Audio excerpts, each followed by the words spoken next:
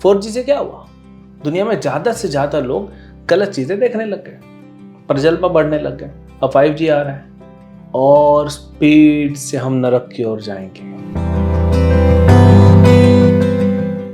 हरे कृष्णा। भगवद गीता अध्याय 6 श्लोक संख्या 11 और 12। शुचौ देशे प्रतिष्ठाप्य स्थिरम् आसनमात्मनः नाति उच्चित्रं नाति नीचं चैलाजिना कुशोत्तरम् तत्रैकाग्रं मनः कृत्वा यथा चितेन्द्रियक्रियः उपविश्यासने युञ्ज्यात् योगमात्मा विशुद्धये।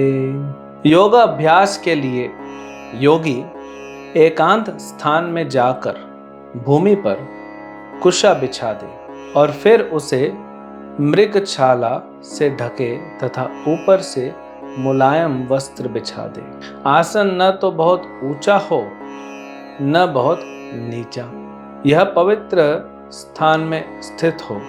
योगी को चाहिए कि इस पर दृढ़ता पूर्वक बैठ जाए और मन, इंद्रियों तथा कर्मों को वश में करते हुए तथा मन को एक बिंदु पर स्थित करके हृदय को शुद्ध करने के लिए योगा अभ्यास करें। तो भगवान बता रहे हैं क्या करना है और कहाँ करना है।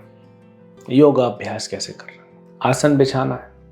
अब देखिए आसन में भगवान क्या बोल रहे हैं, घास पे बैठना है, न ज्यादा ऊंचा हो न ज्यादा नीचे हो। उसके ऊपर मृगछाला बिछानी है। मृगछाला हिरण की चमड़ी। अभी आप हिरण की चमड़ी लेने जाएंगे तो आपको स्मगलिंग के केस में फंसा देगी, तो मिलेगा नहीं ना।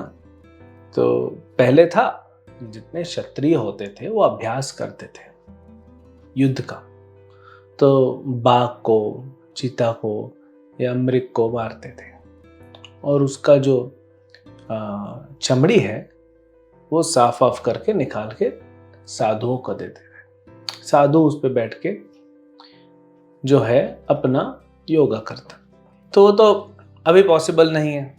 चलो अभी आसन पे बैठ जाओ, लेकिन ना आसन नीचे ना ऊपर, तो मन को कंट्रोल में करना। अच्छा कहाँ बैठना है? किसी तीर्थ पे बैठना है। शुचौ देशे, हाँ, जो साफ देश हो। साफ देश मतलब उस देश में जैसे पॉल्यूशन कम हो, कह सकते हैं, लेकिन बाहरी पॉल्यूशन नहीं, आंतरिक पॉल्यूशन। जैसे अलग अलग तीर्थ स्थलियां हैं, गंगा किनारे, यमुना किनारे, पवित्र नदियों के किनारे, या जैसे रामेश्वरम, द्वारका, जगन्नाथपुरी, मथुरा, नवद्वीप, मायापुर, बद्रिकाश्रम, यमुनोत्री, गंगोत्री, ऐसे भारत में अनेक तीर्थ स्थलियां हैं। प्राय हर जगह तीर्थ स्थली मिल जाती है, वहां पे जाके बैठना एकांत। अब तीर्थ स्थलियों में इतनी भीड़ हो गई है कि वहां पे भी एकांत नहीं है। अब तीर्थ स्थली पे जाना हर किसी के लिए संभव नहीं है। भक्तिवेदांत स्वामी श्रील प्रभुपाद ने एक कृष्ण भावना अमृत पूरे संसार में ले गए, क्योंकि ये तो कृष्ण भक्ति पूरे संसार के लिए है, पूरे ब्रह्मांड के लिए, पूरी सृष्टि के लिए। थोड़े ना भगवान कृष्ण भारत के देवता हैं, भारतनाथ थोड़ी हैं, वो तो जगन्नाथ है ना, पूरे जग के नाथ हैं। भगवान मतलब भगवान, हिंदू भगवान अलग हैं, कृष्ण भगवान अलग है, ऐसा कुछ नहीं। भगवान गीता में फिर नहीं कहते ना अहम सर्वसर्वभूतो, सब मेरा है। अरे ब्रह्मा, शिव, इंद्र, चंद्र, सूर्य सब भगवान के चरणों को नतमस्तक होते हैं, तो फिर क्या अमेरिका और यूरोप छूट जाएगा? वो भी तो भगवान के अंडर में ना। तो अब पूरे संसार के लोगों के लिए इतना संभव तो नहीं है। कुछ परिवार होते हैं विदेशों से आके वृंदावन में, मायापुर में बस जाते, लेकिन सबके लिए अपना व्यापार, अपना नौकरी छोड़ना, घर परिवार के साथ आना इतना आसान नहीं होगा। तो क्या करेंगे? और वहां तो सोचा उद्देश्य मिलेगा नहीं, तो ये सब कैसे होगा? उस पे भी विदेशों में और अब भारत में भी पूरे संसार में योग को बड़ा कमर्शियल एंगल दे दिया गया है। योगा मैट, और ऋषि मुनि जो है वो योग करता है घास पे बैठ के, योगा मैट।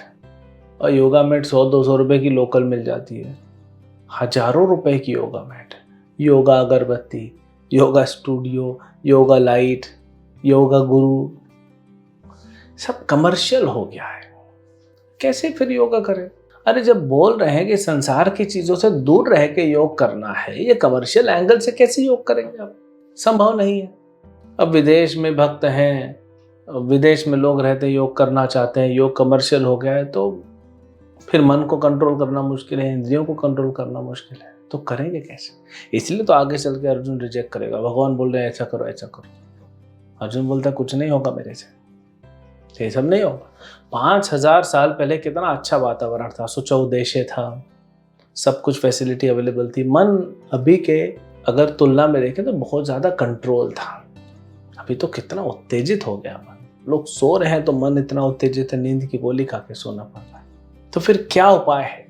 इसीलिए भगवान कृष्ण जब चैतन्य महाप्रभु के रूप में आए 535 साल पहले, तो उन्होंने देखा कि ये सब नहीं होगा।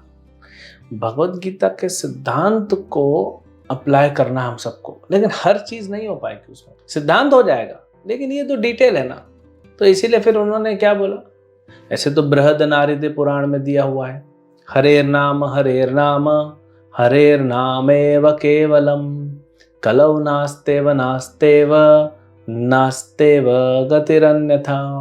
कि हरि का नाम हरि का नाम हरि का नाम, कलयुग में उसके अलावा कुछ नहीं है, कुछ नहीं कुछ नहीं। कलि संतरण उपनिषद में भी ब्रह्मा जी नारद मुनि को बताते हैं, कलि कल्मश नाशनम, कलि के कल्मशों को नाश कौन करेगा? ये हरे कृष्ण मंत्र। जब आप हरे कृष्ण मंत्र जप करते हो, जहां बैठोगे ना और ध्यान पूर्वक बोलोगे और सुनोगे, तो स्थान सुचौ देशे हो जाता है। फिर ऊंचा नीचा आसन करने का जरूरत नहीं है। मन और इंद्रियों को तो ये, जैसे हमने पिछले श्लोक में बताया, मन और इंद्रियों को तो ये मंत्र कंट्रोल कर लेगा। आप आनंद से भक्ति करो और भक्ति से आनंद प्राप्त करो। तो हरि नाम ही एक सहारा है। नहीं तो इस कलयुग में लिखा ना बृहद नारद पुराण में, हरे नाम एव केवलम, और कुछ नहीं, यही केवल, कलौ नास्तेव नास्तेव नास्तेव, और कुछ नहीं है। तो कोई भी व्यक्ति संसार में सुख चाहता है, योग करना चाहता है, आनंद लेना चाहता है, भक्ति चाहता है, शांति चाहता है, या प्रगति चाहता है, या अच्छे से जीना चाहता है, हरे कृष्ण महामंत्र के अलावा कोई उपाय नहीं। प्रयास करके भी तो देख रहे हैं लोग, कहाँ मिल रहा है। नया नया टेक्नोलॉजी ला रहे हैं कि चलो ये टेक्नोलॉजी में खुशी मिलेगा। अब भाई 4G इंटरनेट जब आया तो आपका जीवन में क्या हुआ? ज़्यादा से ज़्यादा डाउनलोड, बट क्या डाउनलोड किया बताइए? काम की चीज़ें क्या है उसमें? सब लोग गंदे गंदे वीडियो डाउनलोड कर रहे हैं, मूवीज़ डाउनलोड कर रहे हैं।